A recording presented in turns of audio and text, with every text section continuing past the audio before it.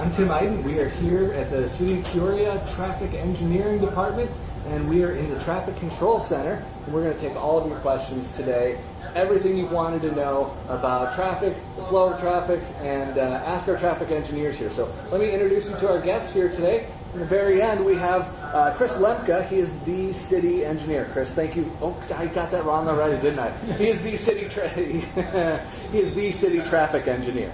Chris, thank you very much for joining us. We have Jody Bryfoyle, the traffic engineer, and then we have Brandon Forey, the assistant city traffic engineer. So thank you all three for coming today, and apologize for butchering your names right off the bat. That's how it's going to go. I'm going to start down here with you, Chris. This is really a cool place. Just sitting here with this giant TV behind you. I don't think a lot of people really know what the department does, what the City of Peoria Traffic Engineering Department does. So just give us an overview. Well, thank you, Tim. First of all, thank you for allowing us to showcase what we do in traffic engineering. We're a group of 6 people, and we really have 2 divisions. One division is traffic management, which is the technology side of things. It's the wall that you see behind me. It's using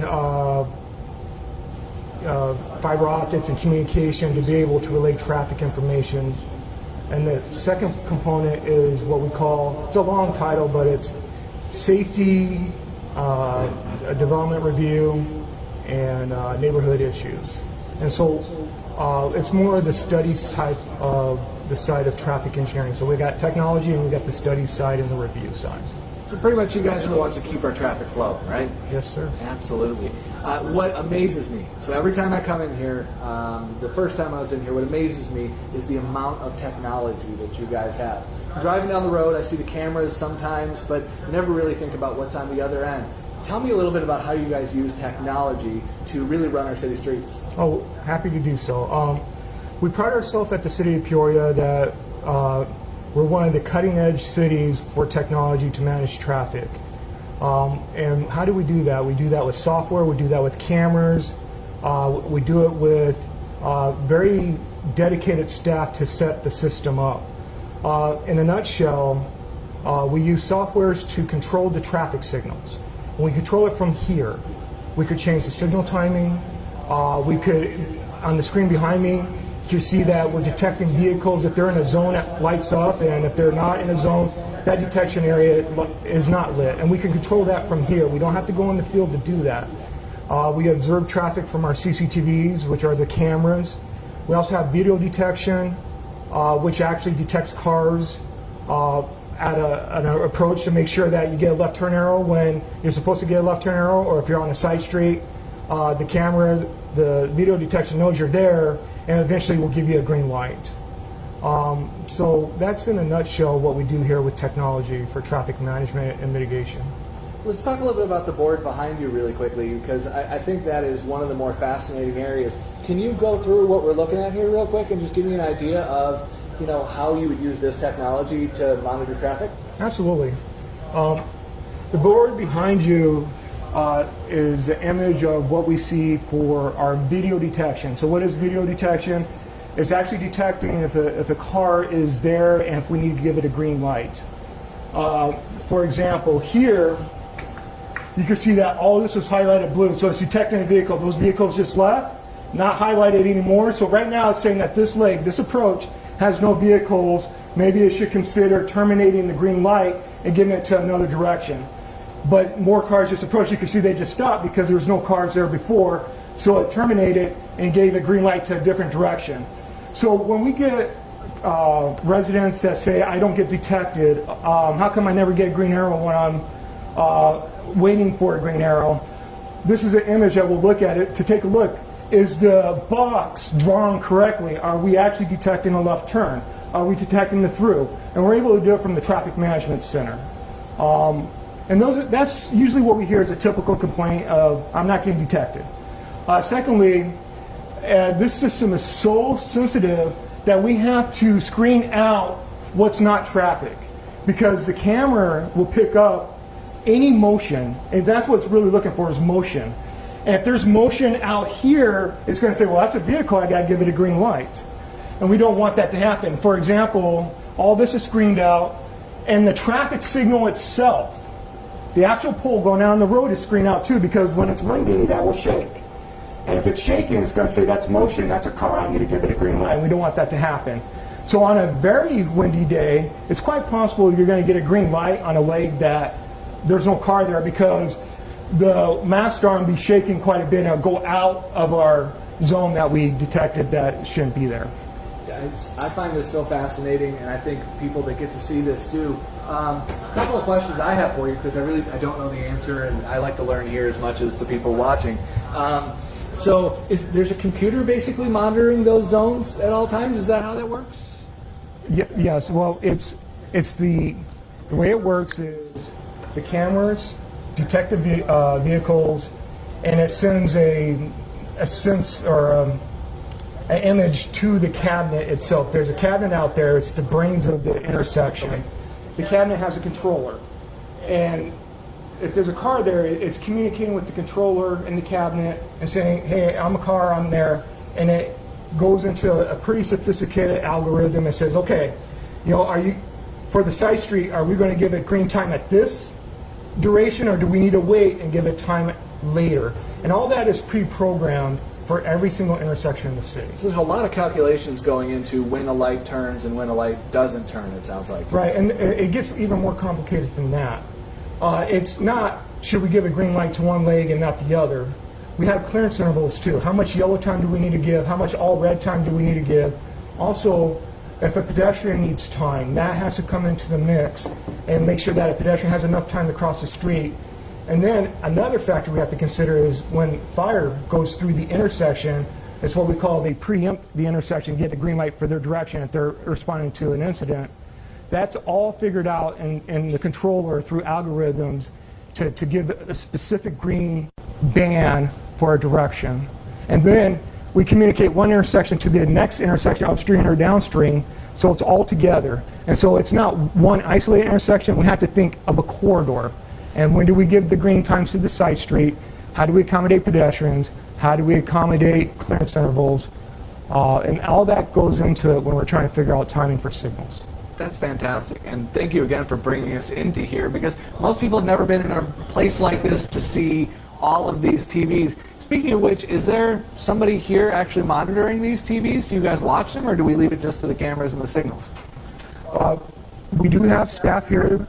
In fact, all 6 staff that work in here monitor the cameras, and we have a couple that's specific to ITS, which is Intelligent Transportation Systems, that actually makes adjustments to the signal timing. And so that's their primary job. Excellent.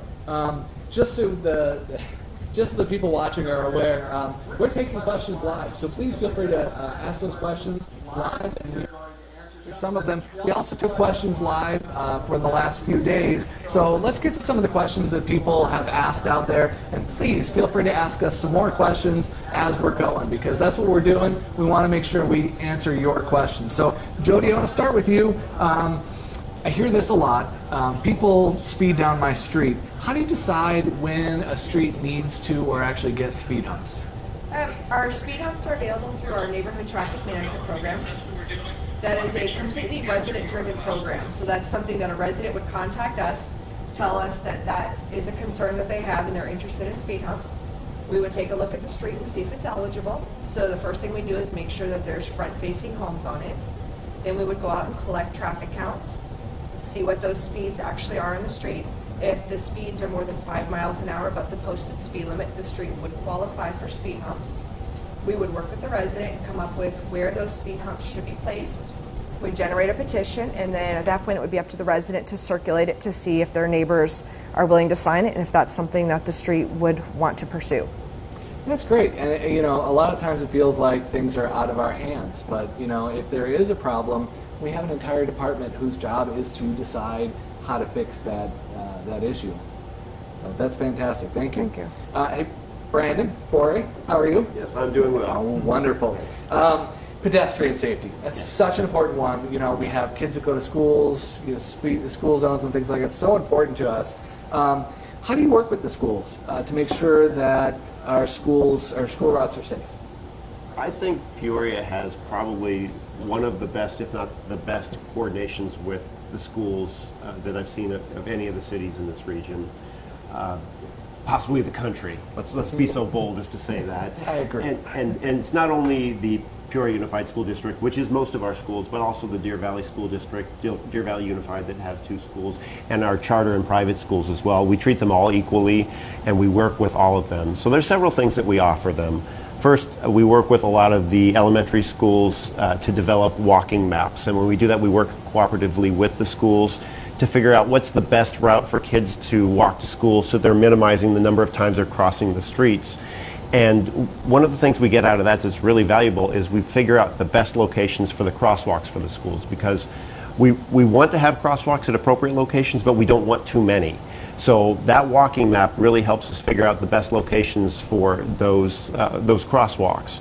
We also work with the schools on the front end. When new schools come in, we'll work with them to figure out what the circulation should look like on the school. What is it going to look like at arrival and dismissal time? How many kids do they have? And how many parents do we expect?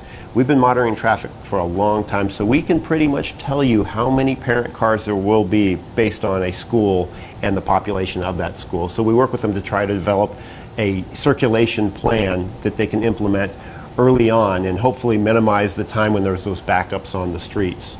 But that's not just for the new schools, it's existing schools too. Any school can call us anytime and say, we've got circulation problems, or there's a lot of parents, can you work with us? And a lot of these school sites are challenging because they may not have much in the way of they may have really small parking lots, or a lot of other complications nearby, a lot of conflicting uses. But we work with them to develop the best plan with what we have to work with. But we've had a lot of successes where we've been able to work with schools and sometimes even program out small construction projects that the city will fund on nearby streets that have made other improvements that help the overall circulation, not only for the school but also for the residents and the community around those schools. So we've had a lot of successes, and I'm really proud about this aspect of the job in particular. I think we've come a long way, and I think we're a model for a lot of other cities in how much we do work with the schools. So you've got all these TVs here, you've got all the cameras. Do you rely on the TVs and the cameras, or are you out in the street, actually out in the field doing research? Yeah. I'll tell you, I spent a lot of time hugging a light pole trying to get a little bit of shade in 110 degrees. But I'm having to do that less and less because of the cameras we have.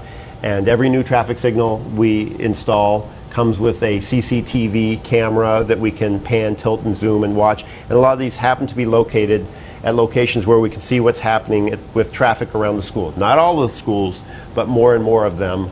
And that is a huge time saver and benefit that I can actually watch multiple school dismissals in one afternoon while sipping some tea and enjoying the air-conditioned environment here, as opposed to spending an entire afternoon to get sweaty and slog around and catch part of a dismissal at a school. We do that when we have to, but these tools really make our jobs a lot easier, and it's been a huge benefit to us. It's fantastic. A couple things. So we do have people watching us live right now. I want to pass a few things along. Number one, Sean Hutchinson says, you guys are doing a great job. Thank you very much. So I thought I would pass that along, and thank you, Sean, for that. And then we have a question here on Facebook. So I'm going to ask you again, Brandon, here, since you're up here. Okay. Because I'm really interested. The question was, how do I get a job in traffic engineering? So I think they want your job, but more importantly, what is the background of a traffic engineer? I think that fascinates me. I'm actually going to punt this one over to Chris. Chris, good. How do I? What's the background of an engineer, a traffic engineer? In my profession, in our profession, we've seen traffic engineers come from a lot of different backgrounds. Typically, a traffic engineer has a civil engineering degree, and then they learn a lot of this with experience. I could tell you all the technology behind me, I didn't learn in school, I learned with experience. We, as a group, are trying to work with the universities, especially ASU, U of A, and AU, talk about curriculum that is needed to help with the technology, which is cutting edge today. I mean, you see a lot of advancements in technology, but formal education is civil engineering degree, and then a lot of experience working with schools, working with technology, working with vendors, and then after several years of experience, you'll be able to do some of the things that we're talking about today. Yeah, I saw you guys had an intern coming in and applying later. I always tell, the young people that kind of come through here that that's the best way to learn. An internship, you're not getting paid, but then again, not that many high school students have an experience to work in a place like this, which I think is pretty amazing. So go out there and get yourself an internship. Jody, question for you. I don't want to. You guys will be talking the whole time. So Jody, it's your turn. Happens all the time. People are driving down the street, they see something, they have a concern, and they don't know what to do. How do they report it? How do they let you know that there's a problem on their streets? The best thing to do is to give us a call, especially if it's something that you would like an answer immediately. If it's something related to the traffic signals, a new sign that you think should be out there, a change that you'd like to see, give us a call. You can call 623-773-7394. If your concern is more related to maintenance, there's potholes in the road, a sidewalk needs to be fixed, you should call our Public Works Street Maintenance Division, and they can be reached at 623-773-7432. And anytime if you're not sure, give either of those numbers a phone call and somebody's going to be happy to get you to the right division. Best way to do it, right? And we don't know about it unless someone Correct. lets us know it's happening. We can Right. see an awful lot on these TVs, but if you have a concern, don't just complain about it. Let us know. And I've seen firsthand. I'm a Peoria resident, and I've seen firsthand how responsive our city is. When as soon as we find out there's an issue, we take care of it. So that's fantastic. Thank you so much. Brandon, let's go back to schools. You've been working with schools for a long time, Yes, right? yes, I And you and I have been working together with teaching the crossing guards how to cross in crosswalks. And I know that's a big concern for a lot of parents is the safety of their children crossing schools. Tell me about crosswalks at schools. Maybe there's a couple of different kinds. And then if people have a concern, what should they do? Sure. I think the first thing we want to stress, if the request is for a crosswalk for a school, we really need to hear the request coming from the school, because a lot of the crosswalks that are installed may require an agreement with the school. So that's a good introduction to the two types of crosswalks. I know you're well aware, since you did a portion of the training at our regional crossing guard training for a number of years. So there's white crosswalks and there are yellow crosswalks. So in a nutshell, a white crosswalk is what you would think of as a standard crosswalk. There aren't any particular special laws or rules outside of the normal state laws. A yellow crosswalk is strictly for a school, and it has special rules when there are the portable signs in the road that say 15 mile an hour, no passing, school in session, and at the crosswalk itself it says stop when children in a crosswalk. Those crosswalks have a 15 mile an hour speed limit. Because they're installed where you don't have another form of traffic control that would actually stop cars. So traffic control, I mean, there's not already a traffic signal or a stop sign or something else that would already stop traffic. So having a 15 mile an hour speed limit slows the cars down just slow enough where if kids are suddenly crossing, especially if in crossing with the crossing guard, those cars can stop quickly. It's not. One thing I want to say is that 15 mile an hour zone isn't because there's a school and all the streets should be 15 around the school. It's strictly for the crosswalk itself. So as soon as you pass that crosswalk, the motorists resume their normal speed. So that part of that particular crosswalk, we do need a request from the school because we have a partnership with them. We may require them to post an adult crossing guard. So obviously the school district has to fund the crossing guard and hire someone for that position. They're responsible for those portable signs too. So that's why we do need the request to come from the school. But again, because we have those walking maps, those are a great tool that help us figure out if the location is even appropriate for a crosswalk or not. Is it within the walking area of the school? So those are things that we work very closely with the schools, and we've got a few active projects going on right now where we may be installing new crosswalks or relocating them. So it just depends. Sometimes the walking routes change, and sometimes the dynamics around schools change. So we measure them. We look at each one of those on a case-by-case basis.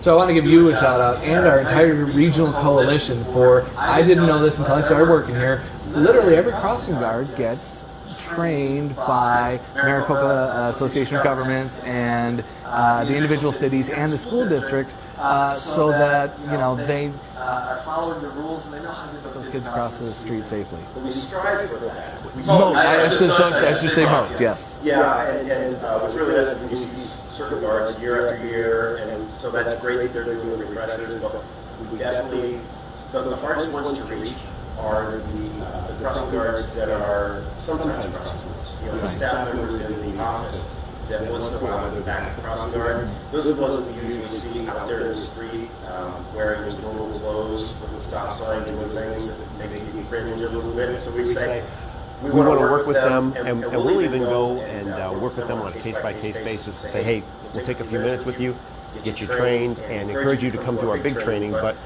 we direct them to resources that are available online. There's a training video that, honestly, I'm a little embarrassed because I'm in it wearing a really goofy hat, but there are resources. Thank you. But there are resources out there. We try to direct them. So anytime we see crossing guards that might need a little bit of help, we try to give them that extra direction because ultimately it's the safety of the kids. And we want to make sure that the guards are not only keeping the kids safe, but keeping themselves safe as well. I'm jumping back over to you, Chris, because you're going to get the hard questions. You are the city traffic engineer, so here come the questions are coming in, and they are all, I think, very similar in nature. So I'm going to ask this broadly. A lot of people are asking about this intersection or that intersection, whatever their pet intersection is that they're maybe a little frustrated with. So just kind of on a broad scale, or we can use an example of, here's one we heard about, is 83rd Avenue and Jomex. Mm-hmm. So can you tell me, what are we doing to ease congestion at places like 83rd Avenue and Jomex? Okay, good question. And 83rd and Jomex is a great location, and there's a number of locations in the city. The public will call us and say, in case of 83rd and Jomex, will you put in a traffic signal? We also heard some requests to put in a roundabout there. And similar to other intersections, we get requests for new traffic signals based, from residents saying there's a lot of accidents there, or they're on the side street, they never can make a left out onto the main street because it's so busy. And so what we do is we study it, and we collect counts, we look at accident history, and there are criteria that we're looking for that's actually national criteria to see if it's going to meet minimum thresholds for a traffic signal. In the case of 83rd and Jomex, that intersection has not quite met the minimum thresholds for a traffic signal. Those thresholds are based on volume, based on accidents. So when that intersection does meet the minimum thresholds, which we will count at every year we count a number of intersections. We do it in the spring. And so that one's on our list to count next spring. When it meets the minimum thresholds, then we prioritize that intersection with all the other intersections that met the thresholds. And when we prioritize these locations, we're looking at a number of things. We're looking at schools, we're looking at pedestrian crossings, we're looking at accidents, we're looking at volumes, we're looking at just a number of things. And we plug it into a spreadsheet and we see, okay, how does it rank? And the top ones we try to fund for traffic signals. In the case of 83rd and Jomex, it is on our radar screen. We're going to count it in the spring. When it meets the minimum thresholds for a traffic signal, we will be looking at possibly installing a traffic signal at that location. Gotcha. So, I think a lot of people, they drive someplace every day and they see what they see because that's their route to school. But you as a city engineer, traffic engineer, you're planning for every single intersection, and you really are, studying those traffic patterns pretty much constantly. Is that correct? Absolutely. And it's not even just existing intersections. It's new intersections created by development. We're working with new developers that come in that is going to build something significant, residential, commercial, and how are we going to get the traffic in and out of that development? Is a traffic signal needed to be able to facilitate the traffic of a particular development? That coupled with the existing intersections, are they going to add more traffic to an area that already has a lot of traffic? We need to consider that too. So we take all of that into consideration when we're looking at prioritizing the next signal locations for the city. Brandon, I'm going to skip to you because I'm getting just questions. And again, thank you everybody for all the questions that you're asking. I want to make sure we get them all addressed. I'm going to kind of couple two together here with one. I have one question from Ginger Scott and one from Maxine Rodriguez, and they're asking very similar things. They're asking, How to make it so awesome? yeah, they wanted to know how they could become a traffic engineer just like you. No, they wanted to know. 83rd Avenue in Grand or 83rd Avenue in Bell, multi-jurisdictional areas where you may be running into state, you may be running into multiple cities. How is that coordinated? So, similar to what Jody had said, anytime we get a request, if you think you're in Peoria, give us a call. We will figure out exactly if it's in Peoria or if it's in another, if it's in Glendale or the state or the county. But if it's one of these locations where multiple agencies come together at one point, we have a lot of coordination with the other agencies. For example, we meet regularly with the West Valley traffic engineers in this room.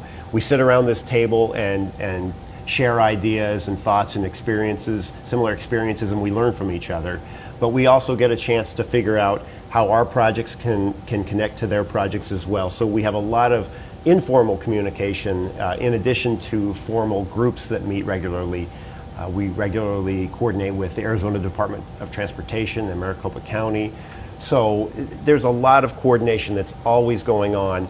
In addition to that, we may also have other efforts that we can seek actual studies through the Maricopa Association of Governments to do safety audits or other projects or programs that are multi-jurisdictional in nature that may or may not have federal funding as a component as well, both short-term and primarily long-term for federal funding. So I think the takeaway is that to let people know, no matter which jurisdiction you're in, we all take ownership and we work together and we try to, traffic doesn't care what city it's in, and it doesn't respect boundaries. Traffic is like water. It's going to just keep flowing through one city and on into another one. So we try to have that mentality and work together as a region. And I think we're very successful in doing that. I think we're much more successful than other regions or other parts of the country as well. That was beautiful. That was like poetry. I like that. I'm going to write it down. Traffic flows like water. I love that. So who do I call though? That's, I'm at an intersection where it's maybe Phoenix, Glendale, and Peoria all just up against each other. Who do I call? How do I know who to call? There's a little trick you can try to employ. We don't expect you to. If you think it's Peoria, give us a call. We will get you to the right people. Yeah. But if you care to notice, if you look at the street name signs, sometimes that kind of tells you what city you're in. You may see the little Peoria logo on the street name signs when you're driving by. That lets you know you're at a Peoria intersection. Gotcha. If you see the little Phoenix bird, that's a Phoenix intersection. So each city has unique street name signs. They may or may not tell you which city, but if you see the street name change, the signs change, then that lets you know you're probably in a different jurisdiction. So that's just a little trick that we've picked up along the way. When in doubt, go ahead and call whichever city that you live in or your closest or Peoria, because you guys do work together, and we're not going to say, oh, that's not us, click. We're going to work out with our other cities. Right, exactly. We'll get you to the right people or coordinate with them directly. And in some cases, we're working very closely with our neighboring jurisdictions. A good example of that is Bell Road. There's just a short section of that that's in Peoria. It goes through Maricopa County. There's parts of it in Glendale. Parts go through Surprise and Phoenix. Those neighboring jurisdictions have all worked together, and those signals are actually tied together with what we call the adaptive system. And those signals actually talk to each other. So even though you've left one jurisdiction and gone to another, those signals are being coordinated and working together to ensure that traffic isn't disrupted just because you've crossed over from one city to another. Jody, I'm going to follow up with this one because we have another question from Maxine Rodriguez. People see traffic lights not working, and I know this may not 100% be your department, but what do I do if I see a traffic light not working? Should I call? What should I do? Absolutely call in. Give us a call. We'll get that over to Public Works, and you're welcome to call the traffic engineering. That's 623-773-7394. We'll definitely get on that, and we work very closely with Public Works, and we can have somebody out there to get that taken care of right away. And what about the Peoria Reporter app? Do you know anything about that?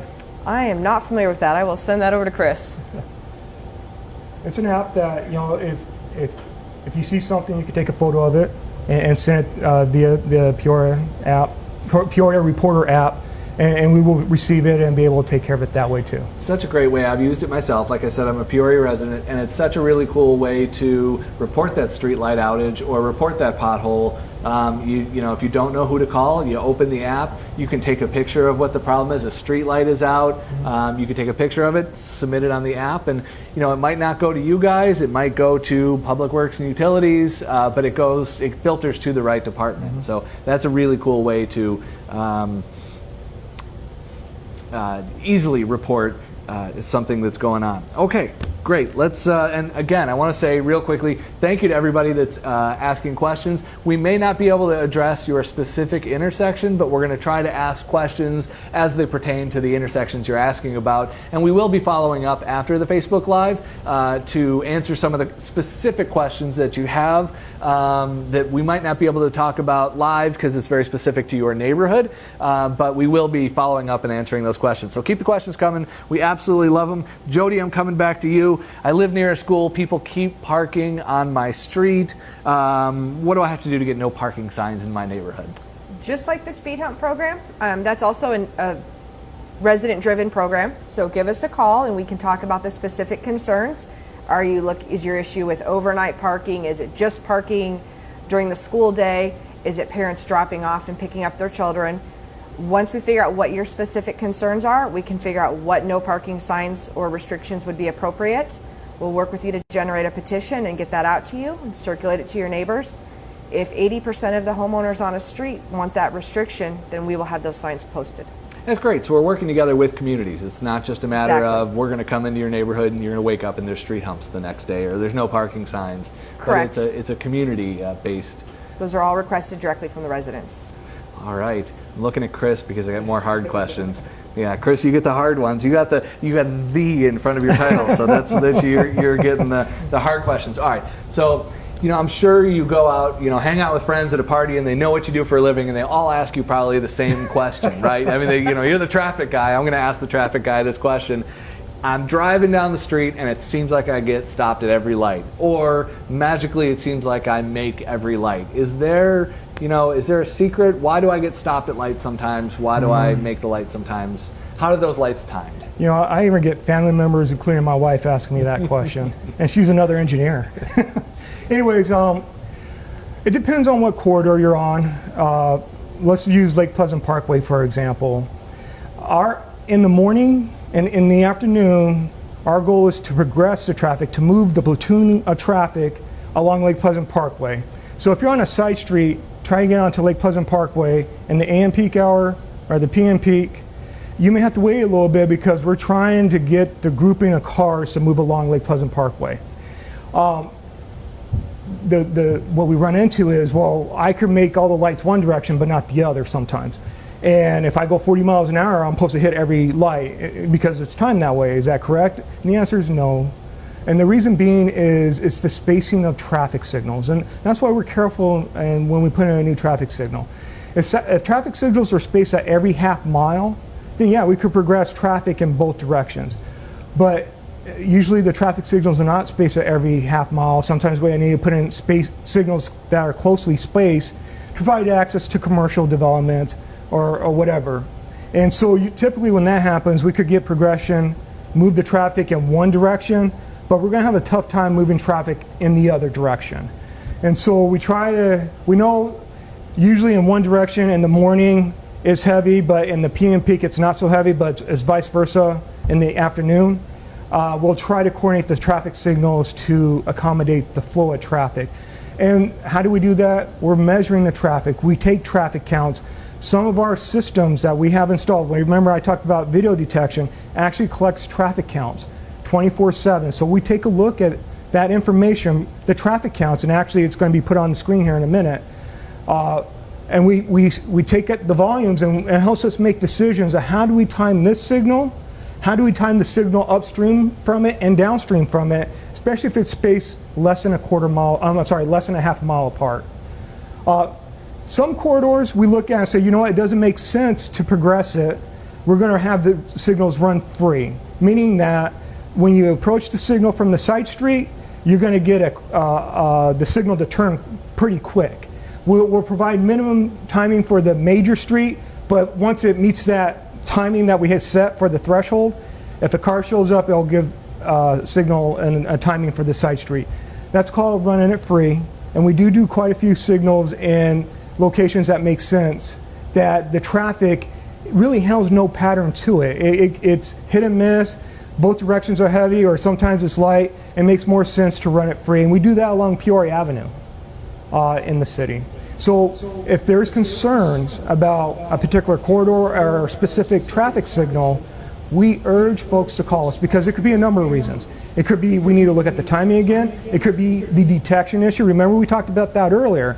If the video detection zone is not drawn correctly, or something shift the camera on the mast arm, maybe wind or whatever, that zone is not over the left turn pocket, it's quite possible left turns are not getting detected, and therefore you don't get a green arrow. So we ask folks to call us, and we'll take a look at it, and we're pretty responsive, and we'll call the resident back who has the concern and let them know what we see. We may ask more questions. What specific time are you running to issue?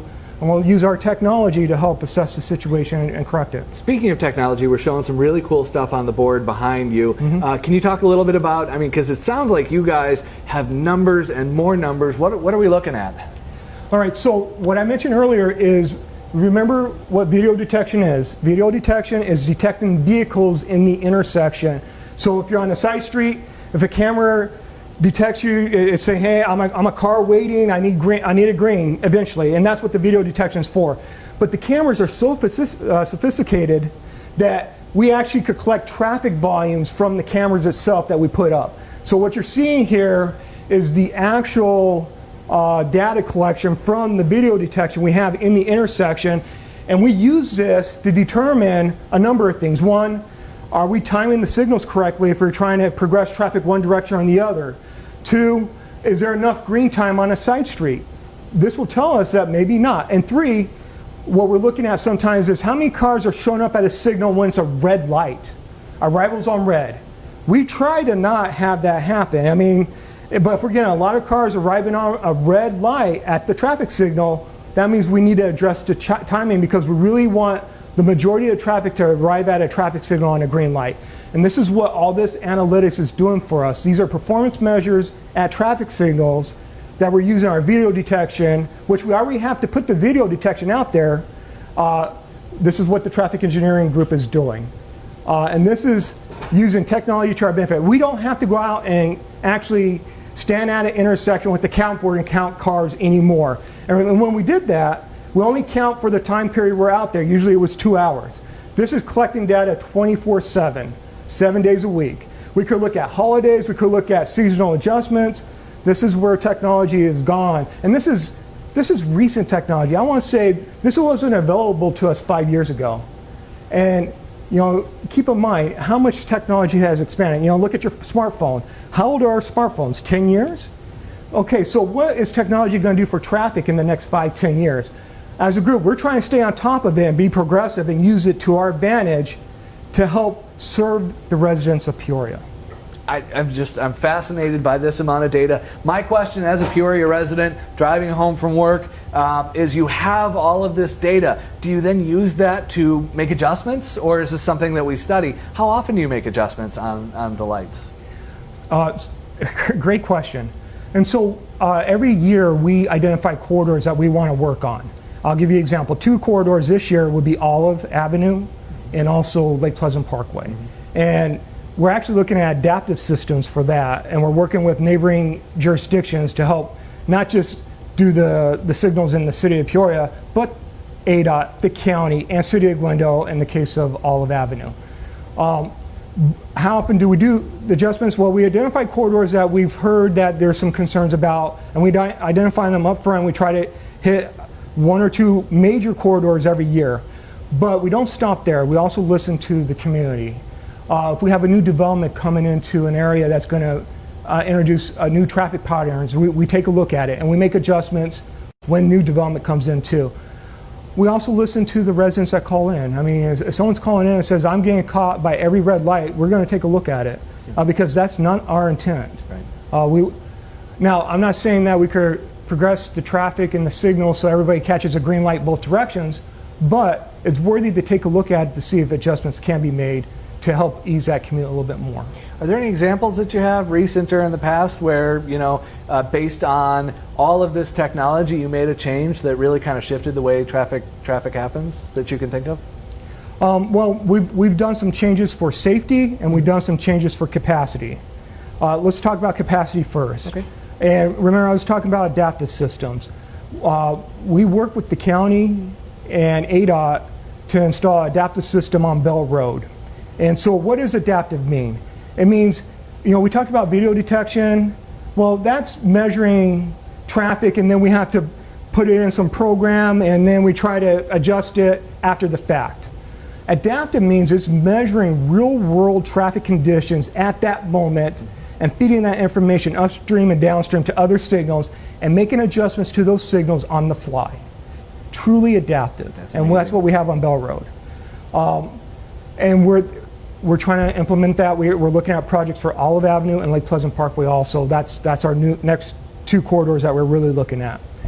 As far as safety, we make adjustments all the time. We look at accident history.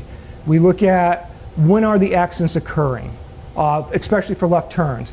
And is it prudent to start thinking about a time of day protection for left turns because of the accidents and the volumes that we have on a road?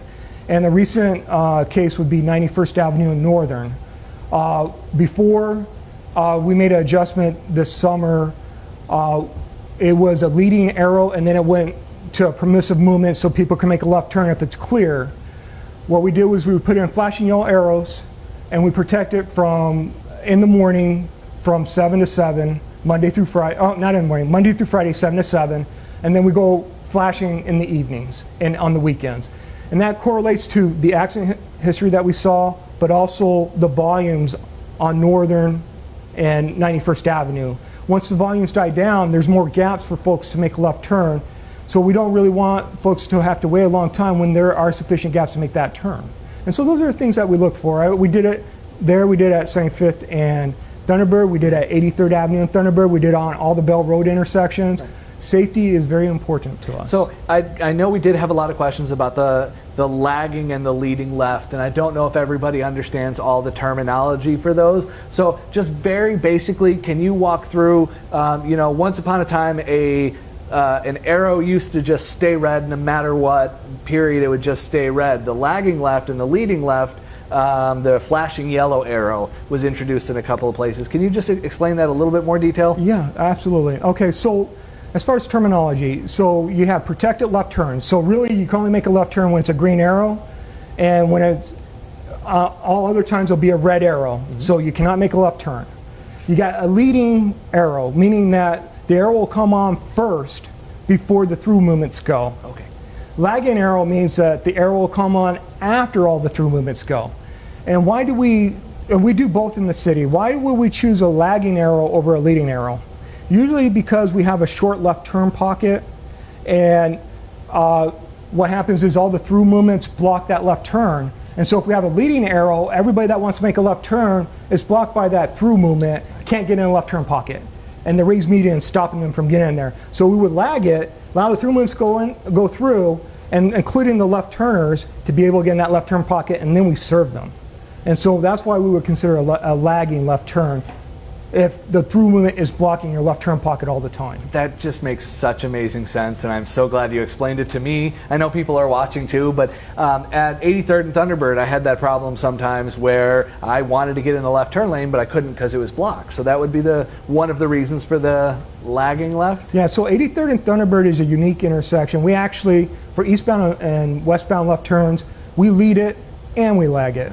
And during the day, and also pretty much during the peak hours, both the weekdays and weekends.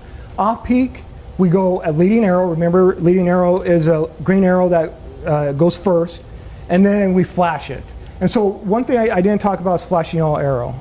And flashing yellow arrow basically is, when it flashes, it's a permissive left turn, meaning that you have to yield to oncoming traffic. So you have your green arrow, means that you have a protected left turn. You have a flashing yellow arrow, it's a permissive left turn, yield to oncoming traffic.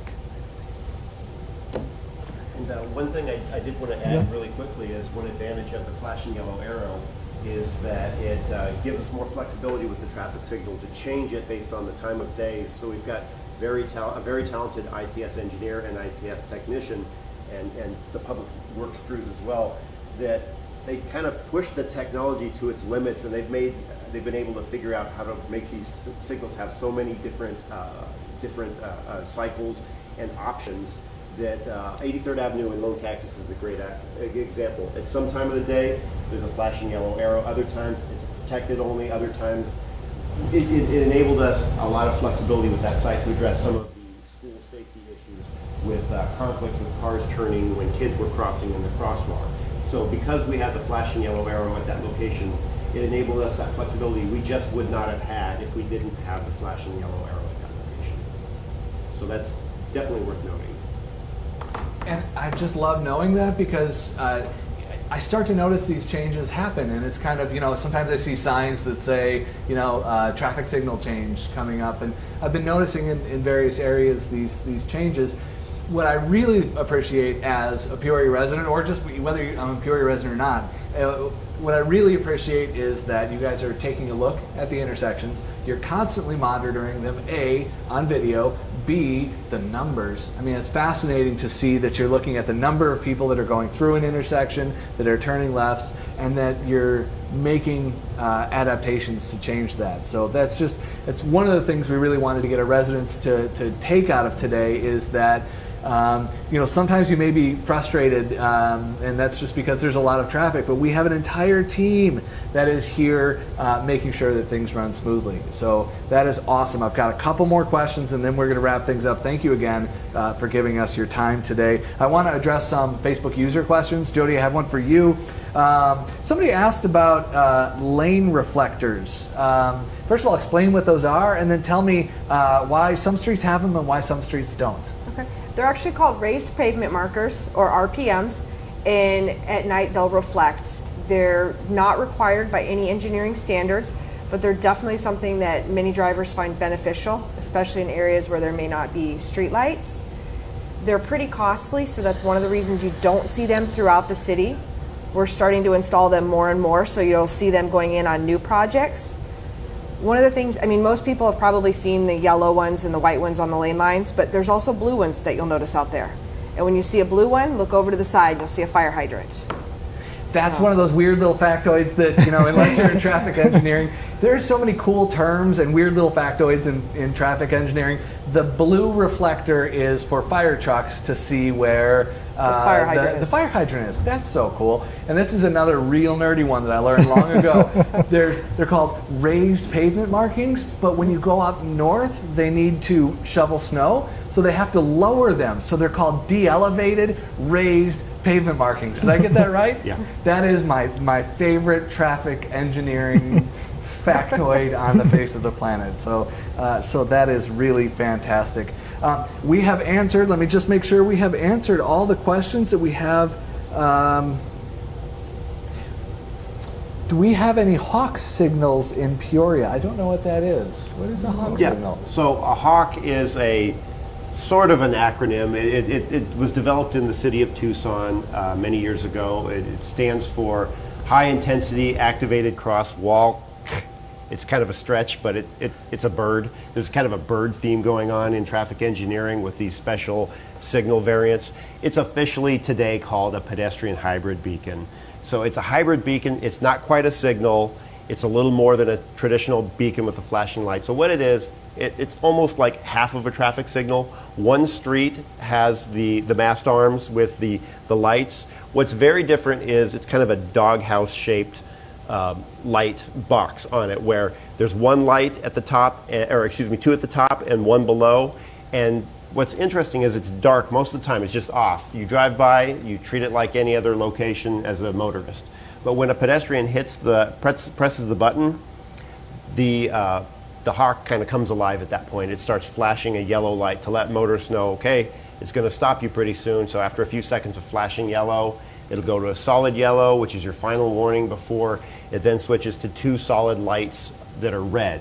At that point, the walk signal comes up for the pedestrian. They can cross, And after a few seconds, it has what we call the wigwag, the back and forth red light. This is the part that confuses 99% of the motorists. What to do with that wigwag red light. So what you're supposed to do is stop as a motorist, but if the pedestrian is outside of your half of the crosswalk, then you treat it like a stop sign. You proceed through. Now technically, since you're treating it like a stop sign, the next car behind you is supposed to come to a stop, make sure it's safe to continue, and then proceed through until the beacon goes dark again. What usually happens is one car will either sit there the entire time it's flashing red and wait until it goes dark, which that's okay. They're erring on the side of safety. That's not horrible. It might make some people behind them upset, but it's okay. The other is the cars just go and they just drive straight through. And technically that's a violation because you are supposed to treat that red light, the flashing red light, like a stop sign. So it's great where you have crossings, particularly concentrated crossings on a busier street, and you don't have the benefit of, say, a traffic signal. We've got one in the city of Peoria, and that's at 91st Avenue in Tumblewood, right next to Desert Harbor Elementary School. And two. oh, excuse me, yes, I'm sorry, we do have two. We have a second one on 83rd Avenue, south of Bell Road as well, over at the P83 district. So, and both of those locations are great that they really are not appropriate for traffic signals. At one location, it's what we call a mid-block, where it's not even at an intersection, it's a designated crossing location. The other is at Tumblewood, it's very low volume on that side street. There's a lot of traffic on 91st Avenue, so it really is not a good location for a traffic signal. But the Hawk was a great compromise at that location. That one was installed back in 2009, so it's been in place for 10 years now. And that one's been performing wonderfully. And what's nice with our new technology, we can actually look at how many times the Hawk, the button is pressed. So we can see how many people really are, or an estimation of how many people are crossing, or how much is it being used. So that's excellent information for us to know, was a location, is that a good location for that crossing or not? And we say, yes, it's still being used. In fact, sometimes we find out locations are being used much more than we thought they were. We thought, no, it's just at the school time and that's it. Sometimes we learn there's crossing throughout the day, so people get to Rio Vista Park or wherever they need to go. I want to thank Maxine for that question, because I didn't know what a Hawk signal was, and I enjoy learning new stuff every day. Okay, so a few things to wrap up here. Number one, I'd like to say to the audience, thank you so much for all of your questions. Some questions did not get addressed today, and that's because they weren't necessarily for this specific department. A few people had questions about street lights. I know, Arlene, you had some questions about street lights. We're putting in new LED street lights, which are a little bit brighter. That is the Public Works Department. And we are actually planning a Q&A with the Public Works Department too, just like this one, to ask some of those questions.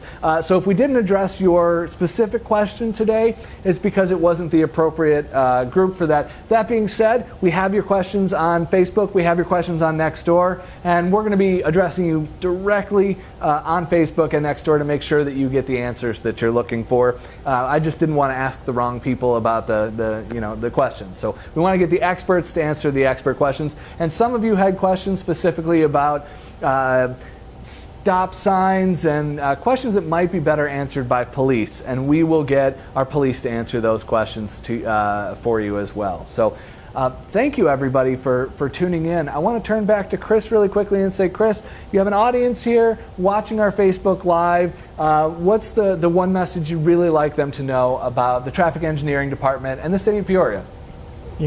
For traffic, we have 6 very dedicated employees that really care about their job and care about serving the residents of Peoria. Traffic is our passion, and we want to make things safe. We want to make sure that we're responsive and provide superior customer service. That's what we're about. We urge folks to give us a call if they have concerns. If we're even not the right department, like you mentioned earlier, we'll get them to the right department. We're here to serve the residents of Peoria. Thank you.